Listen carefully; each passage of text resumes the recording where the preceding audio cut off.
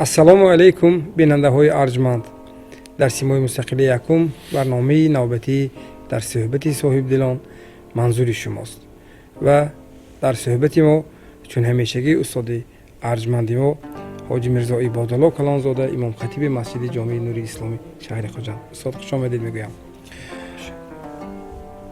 هر یک روند زندگی خب ما میبینیم، مشاهده میکنیم و با آن روند زندگی خود را مطابق میسازیم. حتی اگر برنامه های کامپیوتری، اگر به تکنولوژی زمانی معاصر اگر توجه کنیم، همه آن تکنیک و تکنولوژی برنامه های کاری خود را دارد. یک سوال به میان میآید که آیا انسان نیز برنامه کاری خود، برنامه زندگی خود را دارد؟ اگر ها، آن کدام برنامه است؟ از روی کدام دستور؟ از روی کدام آن برنامه‌ای که ما این میخواهیم در مورد عائله دار شدن و عائله بنیاد کردن و اون رو پایدار نگاه داشتن صحبت داریم و موضوع امروزی صحبت ما برنامه زندگی برای عائله های جوان عنوان گرفته است. و استاد من چون سخن از برنامه آغاز کردیم، اصلا برنامه دستور راهنما یک چیزی که ما از روی وای زندگی خودمون میسازیم. مثلا برنامه بهترین برای آن نفری که هوشمند است این پدر و مادرش است. پیش از همه اون رفتار و کرداری که ما از برنامه قبلی گفتیم که در مورد نقش مرد در عائله سخن رفت، گفتیم که نقش مرد در عائله آنقدر مهم است که هر چیزی که مثلا فرزندان میبینن برای خودشون نسخه برداری میکنن و اون حتما روزی میشود که چون آینه بازتاب خود رو نشان میدهد که آن چیزی ما کشتیم حتما همان رو میدرویم. استاد من میخواستم خودی همین مفهومی برنامه زندگی رو برای عائله های جوان، من خودی برنامه زندگی رو میخواستم مختصر شرح میدادید. مرحبا. بسم الله الرحمن الرحیم و به نستعین. عائله زندگی برای جوانان چی صورت دارد؟ بله. وقتی که پدر و مادر فرزندان به بلاغت میرسند و آرزوی خانه‌دار کردن آنها میشوند، آنها با یک جهان آرزو به این تیاری میبینند. وقتی که به سن و سال عائله داری میرسد، به فکر من از آوان طفلیش آغاز کرده به این روزها پدر و مادر هم آرزو دارند هم تیاری میبینند. تمام واسطه ها و تمام ضروریاتی که به این تشکیل شدن عائله از آماده کردن یک خانه دهلیز، چیز چاره، آن موادی که برای زندگی ضرور است، سر و لباس ها آهسته آهسته از جانب پدران و مادران تیار کرده می شود و همه چیز حتی پیش از آغاز توی ما ببینیم برای این عائله برپا شدن چقدر مهنت و زحمت و دوغیج ها پشت سر می شود. بله. اما مسئله آنکه به این کلین و داماد برای مستقلانه حیات برآمدنشان، آیا کسی از پدران و مادران این راه را نشان می‌دهد؟ برنامه زندگی یک جایه زن و شوهر را تعلیم می‌دهد؟ و این اگر بی برنامه باشد، خیلی که گفتید یگان چیز امروز بی برنامه کار نمی کند. حتما باید ترتیب، اسلوب، یک سیستم معین باشد. یعنی با به میان آوردن یا حاضر کردن، مجهز کردن یک خانه با ترتیبات امروزه و طلبات زمانوی همه چیز را تیار کردن، این یک قسمی مادی حیات ما هست. بگذار در خانه آشخانه خوب داشته باشند، سر و لباس خوب داشته باشند، جهازها، میبل‌های خوب داشته باشند، حمام‌های خوب داشته باشند، بگذار. لیکن حیات فقط به این چیز تکیه نمی کند. این یک قسمتی زمینی هست. انسان از دو عنصر عبارت است، یکی روح، دیگری جسم. ما جسم را پوره تأمین کردیم، اما برنامه روحانی آن را چی؟ برنامه عائله جوان، زن، شوهر، در یک شب آنها به یک رول دیگر، به یک وظیفه دیگر میگذرند. یکی دخترک بود، کلین شد، همسر شد، زن شد. دیگری یک جوان بود، داماد شد، مرد شد، شوهر شد. بله.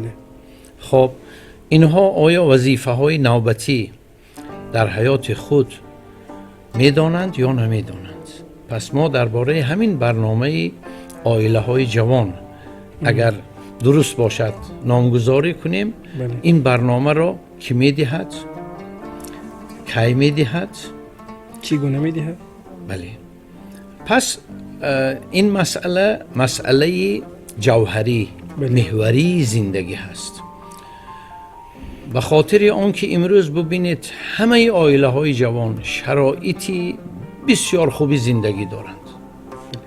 پدر و مادر جان فدا برای فرزند خودش نمیخورد، نمیپوشد، اما خانه کلین و داماد را آنقدر تجهیز میکنن، آنقدر آماده میکنن که بهترین چیزهای زمانوی را برای آنها مهیا میسازند. از طرف دیگر این دو جوان به راهی مستقلانه حیات عائلوی میبرایند و این راه به کجا میبرد؟ گجا پستی دارد، گجا بلندی دارد، گجا نشیبی دارد، کجا کج می شود، راست می شود، نمیدانند. آنها دو نفر به راه میبرایند، اما در دست نه یک کرته راه دارند، نشاندادها دارند، راهنمایی ندارند، یعنی برنامه زندگی ندارند و فقط آن را دارند که از پدر و مادر دیدند و آموختند. بله. و این آموختن آنها یا دیدن آنها مثبت بود، منفی بود، این به عائله خودشان وابسته بود. لیکن از جانب پدر و مادر برنامه زندگی این دو جوان تا امروز به طور مکمل تعلیم داده نمی شود. ما وقتی که توی میکنیم حتی به نوعی برنج، سبزی، قند و شیرینی ها در کدام مهمانخانه باید بزم گذارانیم، توی گذارانیم، کدام آشپز باید آشپزد، کدام صنعتکار باید اشتراک کند، همه این مسئله ها پیش از توی از نقطه نظری بسیار هم خوب گذشتن چاره‌بینی تویانه تشکیلی کار می شود. بله. و اگر یک سوال به پدر و مادر کلین یا داماد دهید که آیا به فرزندتان شما برنامه زندگی آینده آنها را گفتید یا نوشتید یا یک کتاب تقدیم کردید یا ساعت صحبت کردید، اکثری پدر و مادر بجز آنکه بچم نقض زندگانی کن، معامله نقض کن، خدمت شوهرت کن، مثلا پدر و مادر دعا شگیر، از این چند جمله ها زیاده نگفتند. بله. پس ما درباره برنامه زندگی عائلوی، عائله جوان باید تفکر کنیم و بفهمیم که آن چی است. وظیفه شوهر چی است؟ وظیفه زن چی است؟ در برنامه وظیفه ها باید تقسیم کرده شود و این را نه وظیفه پدر و مادر خود، بلکه وظیفه مقدس شوهر چی است و وظیفه مقدس زن چی است. چون پدران و مادران ما خوب هستند، ما آنها را دوست می داریم، لیکن به چارچوبه این ارزش ها رعایت کردن نکردن این به هر یک عائله وابسته است.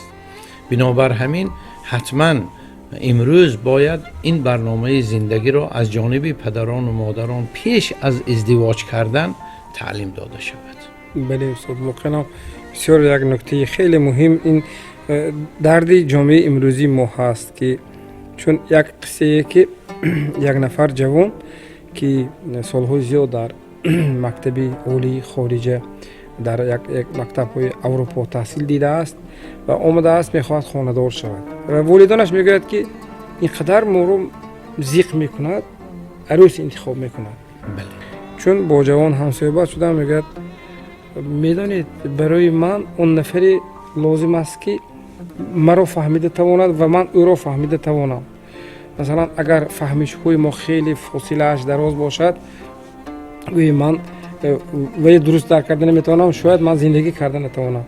یعنی من فکر میکنم چیزی که از برنامه زندگی گفتیم، لیکن اون جوان در خارج تحصیل دیده است، در اون مکتب اروپا که مثلا شاید اون مکتب اروپا از جامعه سنتی ما دور است، لیکن مثلا وی برای خودش همین ارزش نهاده است، گفته است که من باید انتخاب کنم که مرا فهمد. و مثلا والدان چیزی که شما اینجا گفتید دوستان در موردی او ارزش رو و خوشبختی رو در جهاز میبینن، مادیات.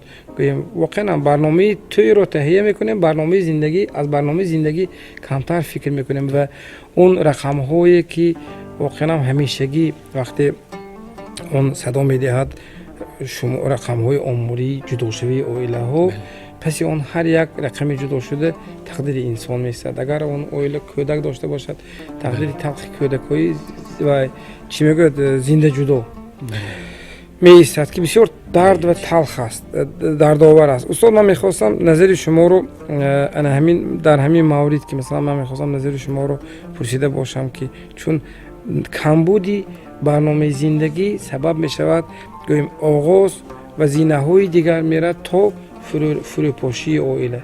همینطور است استاد؟ بله. یعنی تأمین مادی حیات این اصلی وجودی عائله خوشبخت نیست. ما این را در تاریخ گذشتگان خود مثال آورده می توانیم. زمانهای جنگ، زمانهای پیش از جنگ، زمانهای قحطی، دیگرگونی‌های زمانوی، با وجودی آنکه یک برده نان داشتند اما خوشبخت بودند، چون آنها زندگی خود را، بخت خود را در فهمش یکدیگر، احترام یکدیگر، یک برده نان راحتی جان، اما این برده نان با برکات بود، زندگی خوش بود. آنها آستانه خود را پاک نگه می داشتند. یعنی یک فرهنگی و برنامه زندگی گذشتگان ما برای ما نمونه هست. لیکن با مرور زمان افسوس دیگرگونی های جامعه شد تا به زمان استقلالیت ما زینه های گوناگون حیات را گذشتیم و البته تأثیر جهانی شوی هم چخیلی که گفتید در مد نظر هست، تأثیر مستقیم دارد. بله.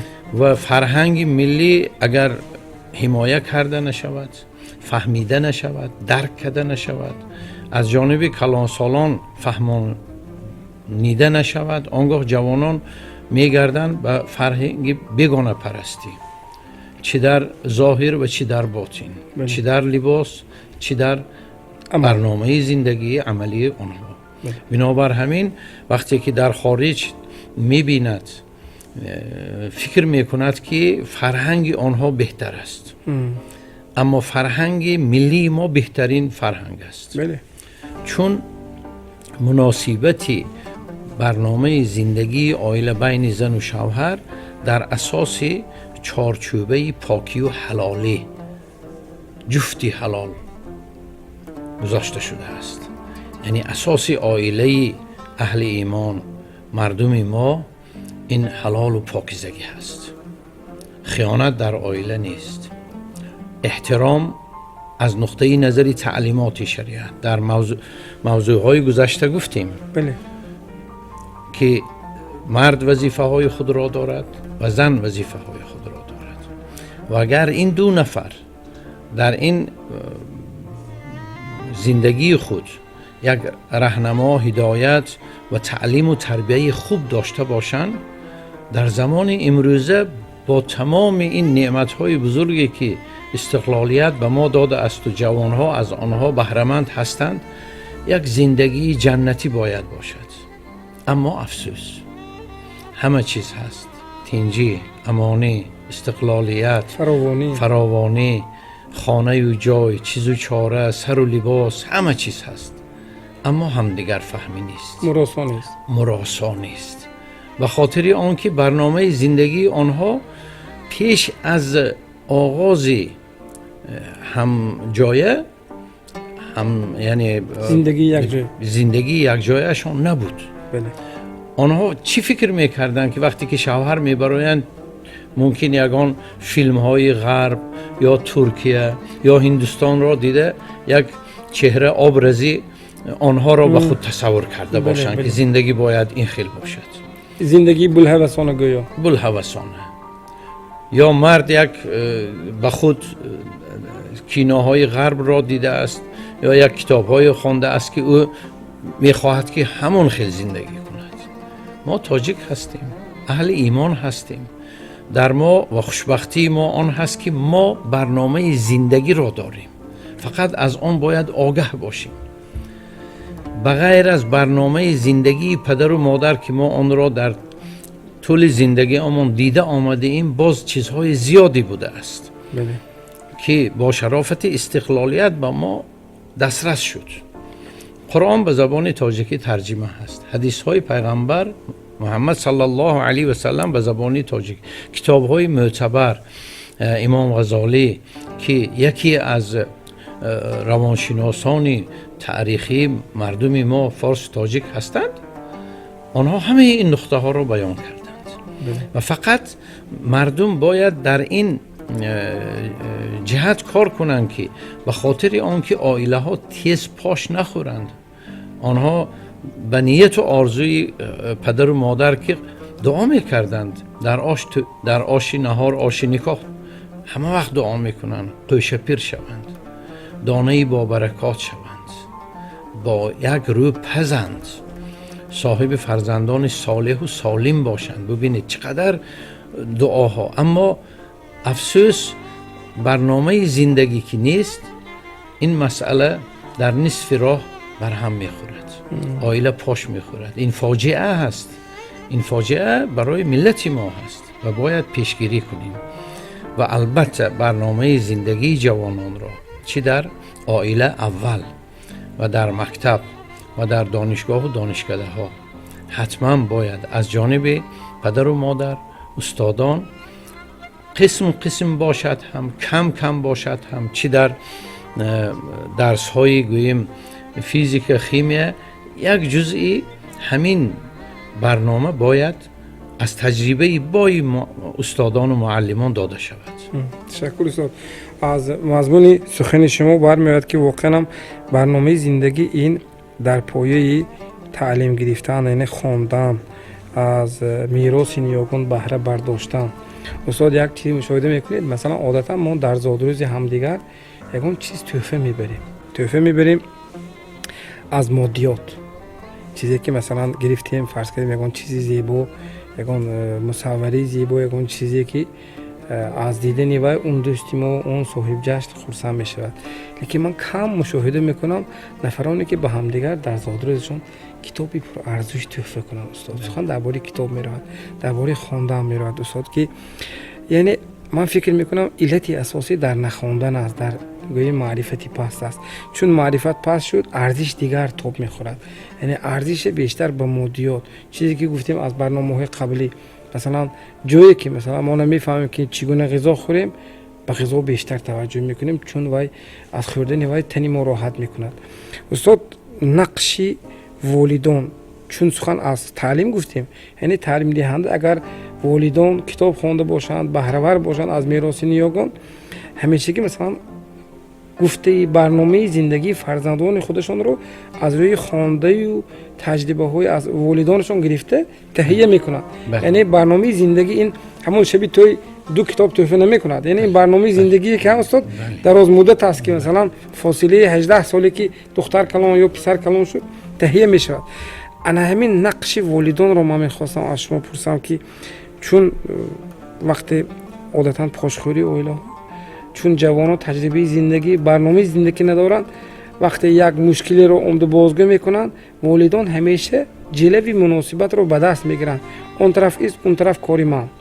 یعنی این به آن آورده میساند که در نتیجه انا همون پیش اوچه های ما میگفتن که جنجالی مثلا زن و شوهر به هیچ دخالت نکند کلان سال، به خاطر آنه که اگر جنجال زن و شوهر به آستانه در خانه میخندد، یعنی بعد یک لحظه آنها مراسم میکنند، لیکن در این حالت بیشتری جنجال اویلوی ها در همان حالت بسیار سخت پیچیده میشد که اگر کلان سال دخالت کنند. کلان سال کیست؟ یعنی والدان آنها. من میخواستم نظر شما رو در این مورد پرسیده باشم استاد. نقش پدر و مادر در این موضوع برنامه عائله داری یکی از نقش‌های مهمترین هست. بله. چون مناسبت زن و شوهر در جامعه مثلا از عائله دیده پرزورتر نیست. بله. چون خانه در و روزگار دیگ و طبق در خانه می شود. بله. اون مناسبتی که در خانه می شود بسیار مهم هست و فرزندان یگانه نقطه‌ای که تعلیم تربیه‌ای برنامه زندگی را میگیرند این خانه خودشون هست. بله. و ببینید ما خود کلان سالا بسیار نقصان داریم. اگرچه غرب مسلمان نیست اما بعضی عملهایشان از اسلام هست. مثلا مشکلی در عائله پیدا میشد بین زن و شوهر. آنها نزد کودک بحث و مناظره نمی کنند. بله. عائله هایی که فرهنگ خوب دارند این بحث و مناظره را در خانه علاهیده جراحت روانی نگیرد کودک، ولی تربیه میگیرد. حتی طرزی سخن گفتن، طرزی نگاه کردن، طرزی جواب دادن مادران و پدران، زنها و شوهرهایشان. فکر نکنیم که این کودک هیچ چیز را نمیفهمد. این چنان زیرک هست که در همون کودکیش نگاه شما، چهره شما نسبت یکدیگر بهاگیری میتواند. و وقتی که ما در نزد کودکان تمام هنرهایی در ناخنک خود را نشان میدهیم، حتما این چیز اگرچه بعدی آن میگوید که این کار را نکن، حتما جای خود را مییابد، حاصل خود را میدهد. به خاطر این برنامه عائله جوان را ما پیش از توی باید یک بار دیگر که در طول 18-20 سال فرض کردیم خوب تعلیم دادیم، باز یک بار دیگر تکرار کنیم. اگر خطاها داشته باشیم فرزندا را شنانیم، دختر پسر را شنانیم و اگر چی وزنین هست بگوییم بچم ما با مادری تو همین قدر زندگی کردیم، تجربه پیدا کردیم، در این مدت شاید در آوانی کودکی تو بعضی حالت ها شد که من با مادرت نادرست رفتار کردم، این عیب من بود، این کمبودی من بود. و مادر هم بگوید به دختر که دخترم در مدت زندگی ما تا تو 18 ساله 20 ساله شدی روزهایی بود که شاید من نسبت پدرت معامله نادرست کرده بودم، این را تکرار نکن. من میدانم که تو این را دیده بودی و در تفکری تو این جای دارد، اما به خاطر آنکه عائلت آستانه‌ات تنج باشد، حیاتت شیرین باشد، با این قدر آرزوی هوس توی کرده ایستاده ایم، خانه‌دار شده ایستاده، این کمبودی های ما را به ناگاه تکرار نکن. برای این شجاعت لازم است، لیکن به خاطر خوشبختی فرزند می ارزد. بله درست می ارزد و خوشا که اگر این جوان ها این نصیحت های پدر و مادر را حلقه برگوش کنند و حیات خود را به این کمبودی ها دوام دهند، آنگاه ببینید نه عائله جدا می شود، نه زندگی تلخ، نه فرزندان زنده یتیم می مانند.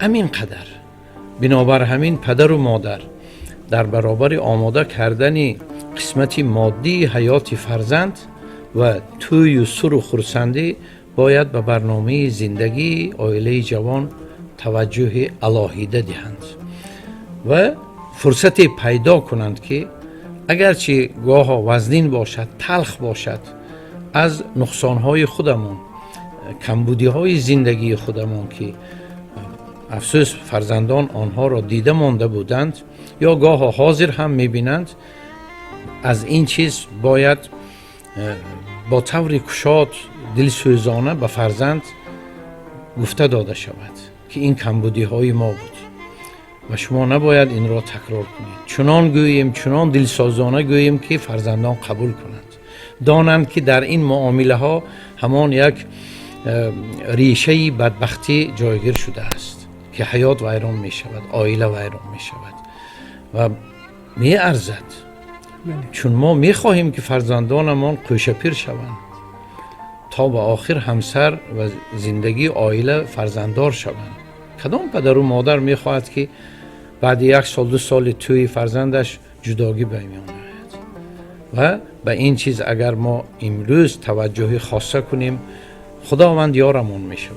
تشکر زیاد استاد، تشکر زیاد برای واقعا این سخنهای بسیار پرمضمون و با حکمت، به خاطر آنه که این هر یک نفر بیننده هوشمندی ما از این صحبت ما البته برای خود معنی های درکاری را کسب میکنند. زیرا خب زندگی انسان به مانند یک زنجیر است که مثلا رفتند و رویم باز آیند و روند و در این فاصله بودن زیستن میباید و زیستن طوری باید که شایسته زندگی انسانی باشد. استاد برای اشتراکتان عرض سپاس، تشکر زیاد. و بیننده های ارجمند، این برنامه ما تنها با این موضوع اکتفا نمی کند، چون برنامه زندگی عائله های جوان گفتیم اگر دستور زندگی مکمل با خود گیرند، حتما اون عائله سال دیگر چون فرزند به دنیا می آید، حتما از روی اون دستور و برنامه زندگی خود می توانند که فرزند خودشان را تربیت داده باشند. و تربیت فرزند در عائله برنامه های من بعدی ما که